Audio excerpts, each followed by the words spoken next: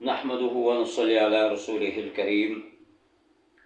اما بعد فاعوذ باللہ من الشیطان الرجیم بسم اللہ الرحمن الرحیم۔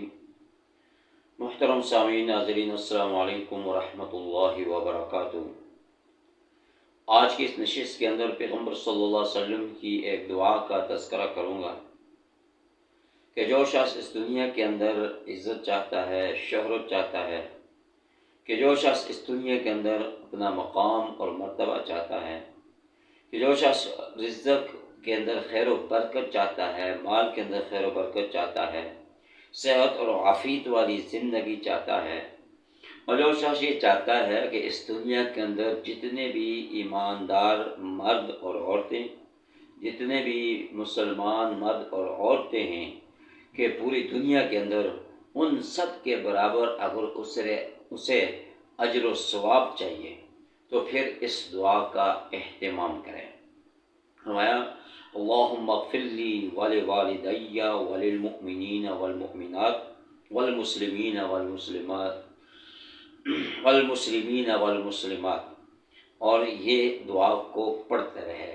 اس دعا کی برکت سے اللہ رب العالمین اپنے اس بندے کو مقام اور مرتبہ بھی عطا فرمائیں گے، اور اس دعا کی برکت سے اس کے دعاؤں کو بھی قبول فرمائیں گے۔ فرمایا کہ جو شخص اس دعا کا اہتمام کرتا ہے،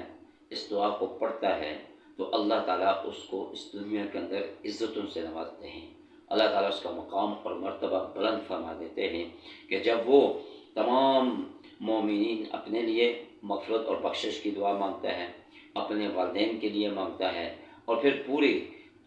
امت مسلمہ کے جتنے بھی مسلمان مرد اور عورتیں ہیں اور ایماندار مرد اور عورتیں ہیں، ان سب کے لیے جب یہ دعا کرتا ہے تو اللہ رب العالمین ان سب کے برابر اپنے اس بندے کو اجر و ثواب سے نوازتے ہیں۔ تو نہایت ہی یہ اہم دعا ہے کہ اس کا اہتمام کیا جائے، اس دعا کو پڑھا جائے، اور اس دعا کی برکت سے بالخصوص فرمایا کہ ہر نماز میں اس کو پڑھیں، اور جو دعا مانگیں تو اس دعا کے اندر اگر 27 مرتبہ یہ دعا پڑھ لی جائے تو اس دعا کی برکت سے اللہ تعالیٰ اپنے اس بندے کی باقی دعاؤں کو بھی قبول و منظور فرمائیں گے۔ دعا فرمائیں کہ اللہ تعالیٰ ہم سب کو عمل کرنے کی توفیق عطا فرمائے۔ وآخر دعوانا ان الحمد للہ رب العالمین۔